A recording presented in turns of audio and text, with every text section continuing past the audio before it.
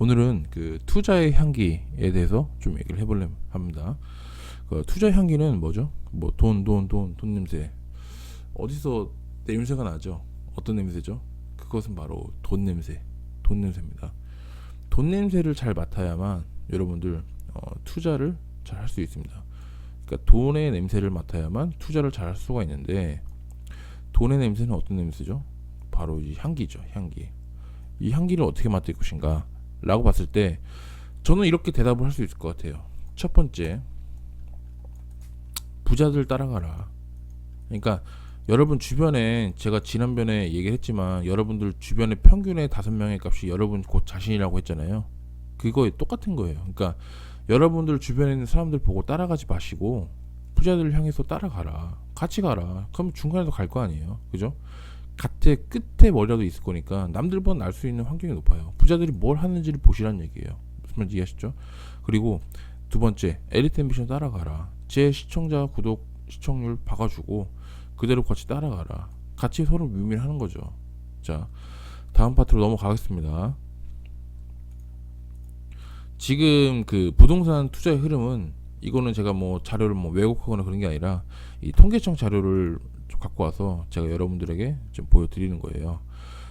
전국의 주택 소유자 추이, 그 다음에 이건 수도권 주택의 소유자 추이입니다. 근데 이게 지금 이거 어떤 표냐면은 두 채 이상 비중이에요. 이 표들은. 근데 12년도에는 13.2%였어요. 근데 19년도로 갔을 때 15.8%, 무려 2.6% 정도 증가가 됐죠. 2.6% 증가가 됐다. 그리고 세 채 이상의 비율도 여기 요만큼이었는데 늘어났죠. 여기 보이고, 전국의 주택 소유자도 마찬가지입니다. 똑같이 늘어났고. 그러니까 이게 뭘 의미하냐면은, 여러분들 생각 한번 해보세요. 악중 규제하고 그 다음에 뭐 이런 세금하고 이런 것들이 정말 뭐 적폐시하고 프레임을 씌우고 있는데, 이런 것들은 이제 투자에 이런 가치가 없는데 오히려 주택자 수는 늘었다. 다주택자나 2주택 이상은 늘었다. 이게 뭘 의미하는 건지. 그러니까 여러분들 생각하시는 거하고 돈이 좀 있으신 분들, 그리고 투자자들은 좀 다르게 가고 있다 라고 보여지는 거예요.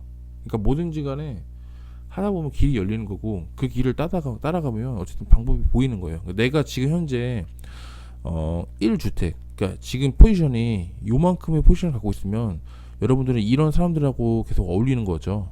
어울리는 건데, 얘기도 이런 얘기를 많이 하고 있고, 뭐 내 집이 잘났다, 네 집이 잘났다 이런 얘기 하지 마시고, 문제는 이런 사람들하고 얘기를 한번 해보자는 거예요. 이런 사람들 이쪽에 내가 반열 한번 서보자는 거죠.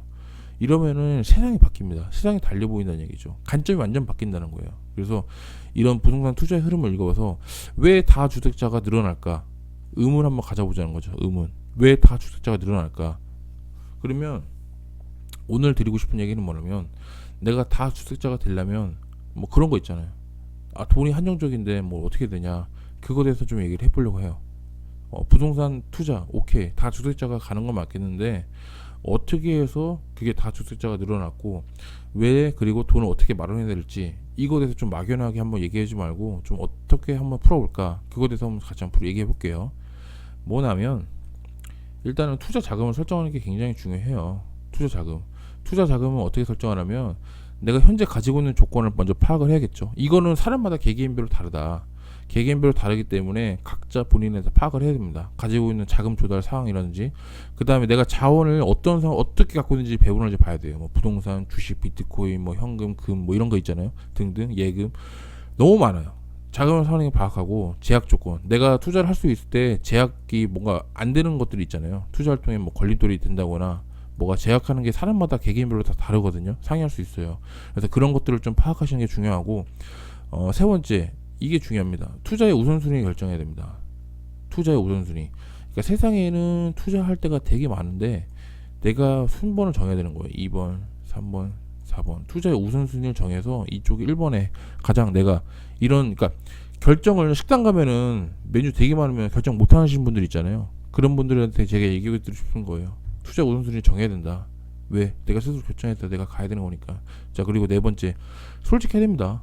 뭐에 대해? 내 욕망에 대해서.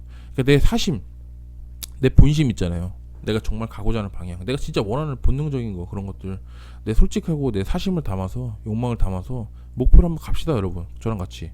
저는 지금 현재 가고 있고 여러분들 또한 제가 이끌어 드릴 테니까 같이 한번 가시길 바라겠습니다.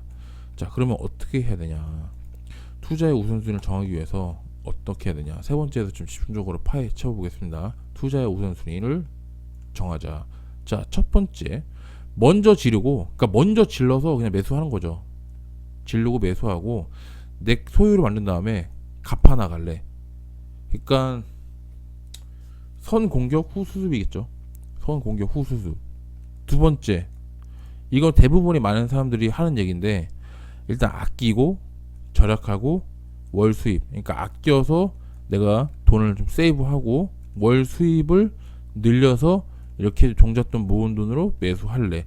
대부분 많은 사람들이 이렇게 할 겁니다. 근데 하지만 저라면 이걸 선택합니다.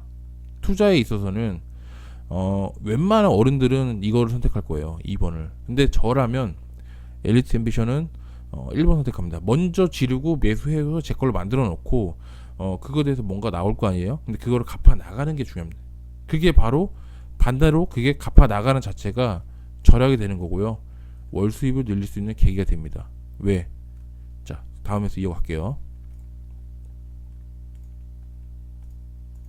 후보 1번에 대해서는 간단하게 빠르게 얘기할게요. 돈을 아끼고 절약해서 모으고 산다. 그러니까 지금보다 더 많은 월 수입을 늘려서 산다. 그러니까 아껴서 내 갖고 있는 돈에서 지출되는 걸 낭비를 방지하고 월 수입을 늘린다. 굉장히 좋은 얘기죠. 결국은 뭐죠? 불필요한 지출을 줄이고 수입을 늘려서 투자 자금 마련한다, 이 얘기거든요. 근데 여러분들 이런 경험 많이 하셨을 거예요. 최근에 이제 몇 년 동안 아파트 흐름 보시면 이런 방식으로 써가지고 여러분들 아파트를 살 수 있었을까요? 저는 자신있게 아니라고 대답할 수 있을 것 같습니다. 그리고 투자라는 것은 타이밍이 있잖아요. 타이밍. 근데 이 한 번 타이밍을 놓치게 되면 영영 그 매수 타이밍을 놓칠 수 없습니다. 놓치게 됩니다. 왜? 그 다음에 그 번 놓치면 되게 되면 한 번 꼬이면 두 번 꼬이고 세 번 꼬이고 네 번 꼬이고 계속 꼬이거든요. 근데 그거 어떻게 감당하실 수 있겠습니까, 여러분? 그래서 그런 것들은 좀 더 생각을 좀 해봐야 되지 않겠냐라는 게 제 생각입니다. 그래서 투자에는 타이밍이 있는데 이런 방식으로 후보 1번의 방식으로 하게 되면 타이밍이 놓칠 수밖에 없다. 이게 제 생각입니다. 그래서 저는 후보 2번에 대해서 좀 더 말씀을 더 드려보려고 합니다. 투자의 우선순위 후보 2번. 저는 제 포인트는 이겁니다. 먼저 돈이 없으시니까 여러분들 대출을 알아보시는 거예요. 대출을 알아보고 뭐 담보대출, 신용대출, 보험약관대출, 뭐 P2P, 뭐 저축은행, 뭐 여러 가지 있겠죠. 대출을 한번 알아보는 거예요. 알아보고 일단 이거에 대한 기본 조건은 내가 여기를 살려야 되는 거, 투자의 우선순위를 정해야겠죠. 내가 이 집을 사야 돼, 이 집을 사야 돼, 이 아파트를 사야 돼, 투자를 물건 사야 돼. 그럼 정해놨죠. 그 다음에 대출 한도 최대 가능 금액을 파악을 하십시오. 이거는 사람마다 다르니까 조금 파악을 하는 게 굉장히 중요합니다. 그 다음에 돈이 어떻게 돼야죠? 이게 매수가, 그 다음에 부대 비용은 세금, 부동산 복비, 뭐 법무사 비용, 뭐 이런 것들 등등, 인테리어 비용도 될 수 있고요. 그런 것들은 대출 한도 금액, 내가 그 대출 한도 알아본 거하고 내 자본, 내 순수 내 자본이 딱 맞아 떨어졌을 때 투자를 할 수 있겠죠. 그죠? 그러니까 대출 한도 금액을 최대한 많이 받으시는 게 굉장히 중요합니다. 내 자본은 어차피 동일하니까. 그래서 어떻게 하냐면 가능하다면 먼저 지른다. 그냥 먼저 지르는 거예요. 먼저 지르고 매수를 하십시오. 그리고 어떻게 되냐? 월 난이급을 갚는다. 그러니까 생활비하고 용돈이 당연히 부족하겠죠. 근데 추가적인 월 수입 확보에 대해서 더 간절해질 수밖에 없습니다. 보통 사람들은 어떻게 되냐면은 이거예요. 보통 사람들은 계획, 행동, 그 다음에 다시 이제 재정비를 해서 다시 계획을 짜죠. 이런 식으로 하는데 저는 이제 이렇게 가는 거예요. 행동이 먼저 갑니다. 행동. 투자의 활동에 있어서 행동이 먼저 가시고, 행동을 한 다음에 내가 월 납입금이 엄청나게 늘어났잖아요. 뭐 예를 들어서 뭐 감당할 수 없을 정도로 늘어났다거나 그럼 어떻게 되죠? 계획을 수립합니다. 야, 내가 한 달에 뭐 200만 원 버는데 월 지출이 투자 활동으로 뭐 120만 원 나갔어. 그럼 내가 80만 원의 내 용돈이야. 120을 어떻게든 해야 돼. 그럼 120의 플랜에 대한 계획을 짭니다. 뭐 내가 추가적으로 뭘 한다든지 그거에 대해서 뭐 지출을 줄일 수 있는지. 왜? 내가 간절하니까 급하니까 내가 스스로 완전히 급해진 상황에 처해진 거잖아요. 급하니까 이 간절함과 급함을 이용해서 이 계획을 짜면은 다시 그거에 나온 행동이 더 좋게 나올 확률이 높겠죠. 근데 이거는 처음에 계획을 했어요. 여기까지는 누구나 다 할 수 있지. 근데 계획을 했어. 그리고 나서 행동을 했잖아요. 근데 반드시 첫 번째 될 수는 없어요. 실패하니까. 그럼 다시 계획을 짜요. 이게 순서가 이렇게 가면은 또 다시 행동을 가겠죠. 행동을 가는데 이거의 가장 큰 단점이 뭔지 아세요? 속도가 느리다. 속도가 굉장히 느리다. 속도가 느려요. 근데 이거 같은 경우는 속도가 굉장히 빠르다. 제가 이 말씀을 왜 드린지 알죠? 투자에는 타이밍이 굉장히 중요한데 속도가 중요합니다. 매수 타이밍도 중요하지만 매수 타이밍에서는 속도가 심리입니다.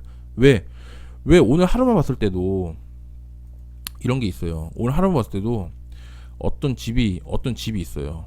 어떤 집이 있는데 오전이 있고 이거는 낮 한 12시 밥시간, 이거는 오후 한 4시쯤. 자, 어느 타이밍이 좋겠습니까? 이 똑같은 집을 이 A1번, 2번, 3번을 보는데 이거는 오전 타임에 가시고 이분은 낮에 12시 토요일날, 그 다음에 이분은 뭐 4, 5시에 가요. 누가 살 확률이 제일 높겠습니까? 이분이에요. 이분. 여러분들, 이분 첫 번째라고요. 이분이 가서 이분이 보고 괜찮으면 이분하고 계약을 하겠지. 이분이 올 땐 늦었다고요. 이분은 그냥 말할 것도 없고요. 이분이 굉장히 중요하다고. 이분이 우선순위 확보에 있다고요. 그러니까 투자 활동에 있어서도 이게 굉장히 중요합니다. 먼저 속도. 제가 이렇게 늘상 말씀드리는 게 이게 속도가 빠르기 때문에요. 속도가 다른 거는 모르겠어요. 근데 투자 활동에 있어서는 속도가 굉장히 중요하다고요. 매수 타이밍에서는. 어떤 게? 매수 타이밍에서는 이게 굉장히 중요합니다, 여러분. 굉장히. 그래서 제가 좀 강조했던 부분이고요. 그래서 다시 본론을 넘어오면 이 얘기예요. 먼저 지르고 월 납입금을 납부한다. 그 다음에 용돈 부족하잖아요. 그래서 추가적 월수법 한번다. 왜? 간절하니까, 급하니까 내가 할 명분이 있잖아요. 이게 굉장히 중요합니다, 여러분. 그래서 여러분들 투자 자금의 세팅, 그다음에 우선순위 확보, 이게 굉장히 중요하고 여러분들에게 그만큼 여러분들에게 우선순위를 두고 있던 매물이 있다면 최대한 진짜 해야 됩니다. 해야 되는데 저는 먼저 지르는 걸 추천합니다. 먼저 지르고 추천해서 갚아 나가는 걸. 아끼고 저렇게 해서 여러분들 매수 타이밍 속도가 느려집니다. 예. 지금 부동산 투자의 흐름은 계속적으로 보세요. 세 채 이상 혹은 두 채 이상의 비중이, 물론 지금도 1주택자가 훨씬 많습니다. 많은 건 사실인데 어쨌든 간에 포인트적으로 늘어나고 있다는 거, 이거 한번 생각해 보시면 좋겠어요.